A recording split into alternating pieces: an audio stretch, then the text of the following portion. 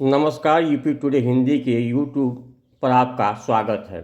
बढ़े हुए मुआवजे समेत अन्य मांगों को लेकर दिल्ली कूच कर रहे किसानों के आंदोलन से नोएडा दिल्ली सीमा पर भीषण जाम लग गया।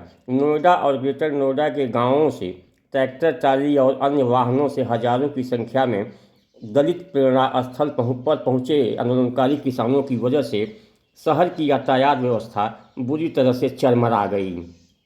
महामाया फ्लाईओवर के पास नोएडा ग्रेटर नोएडा एक्सप्रेसवे करीब 3.5 घंटे बंद रहा, जिससे कई किलोमीटर तक वाहनों की लंबी कतार लग गई।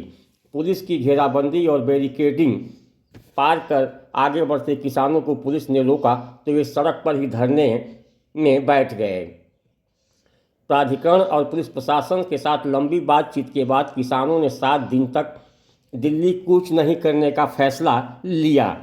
इस दौरान किसान दलित प्रेरणा स्थल पर ही धरना देंगे। अगर उनकी मांगें नहीं मानी गई तो फिर वे दिल्ली कूच करेंगे। संयुक्त किसान मोर्चा के बैनर तले नोएडा, ग्रेटर नोएडा, यमुना प्राधिकरण के तहत आने वाले किसान दिल्ली कूच के लिए दोपहर 12 बजे महामाया फ्लाईओवर से निकले। आइए देखते हैं इसके संदर्भ में कांग्रेस की प्रवक्ता social media head Supriya Senate ने क्या कहा है। आप आगे कांग्रेस की प्रवक्ता सुप्रिया सिनेट के विचारों को सुने। धन्यवाद। मैं इस समय दिल्ली और यूपी के बॉर्डर में हूँ। ये इलाका मयूर विहार का है और मेरे पीछे जो बैरिकेडिंग लगी हुई है, जो रैपिड एक्शन फोर्स की व्हीकल लगी हुई है, जो रायट कंट्रोल की व्हीकल लगी हुई है, ये दंगाइयों को रोकने के लिए नहीं है। ये इस देश के अन्नदाताओं, इस देश के किसानों के लिए लगाई गई है, जिससे इस देश के किसान कहीं राष्ट्र की राजधानी दिल्ली न पहुंच जाए। किसान शांतिपूर्ण तरीके से ग्रेटर नोएडा के इलाके में अपना आंदोलन कर रहे थे। जब उनकी महीनों तक बात नहीं सुनी गई तो उन्होंने दिल्ली आने का मन बनाया और राष्ट्र की राजधानी की तरफ जब वो आना चाह रहे थे तो अमित शाह की दिल्ली पुलिस यहाँ पर लग गई है कि एक भी किसान कहीं दिल्ली में एंटर ना कर जाए। ये क्या बर्बरता है। जब भी किसान आना चाहता है तो आप उसके रास्ते में कीले बिछवाते हैं, बैरिकेडिंग लगवाते हैं, रायट व्हीकल लगवा देते हैं, पुलिस तैनात हो जाती है। इस देश के किसानों से आखिर ये सरकार क्यों डरती है। और आपको याद होना चाहिए कि ये किसान क्या मांग कर रहे हैं। ये अपनी फसल का उचित मुआवजा और अपने भूमि अधिग्रहण पर जो उचित मुआवजा सरकार की ओर से तय हुआ है उसकी मांग कर रहे हैं।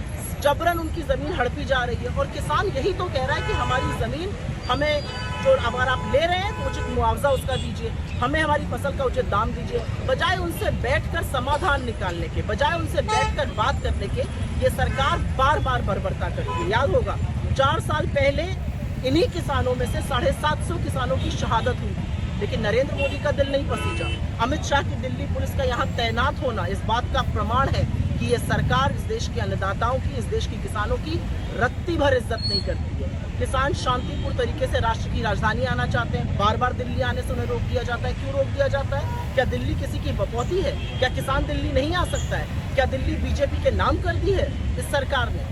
किसान शांतिपूर्ण तरीके से आए, उससे बात कीजिए, समाधान निकालिए, वार्ता कीजिए, चर्चा कीजिए। लेकिन किसानों को आतंकियों की तरह ट्रीट करना, रायट व्हीकल लगवाना और यहाँ पर इतनी पुलिस की तैनाती इस बात का प्रमाण है कि नरेंद्र मोदी के दिल में किसानों के लिए जरा भी सम्मान है।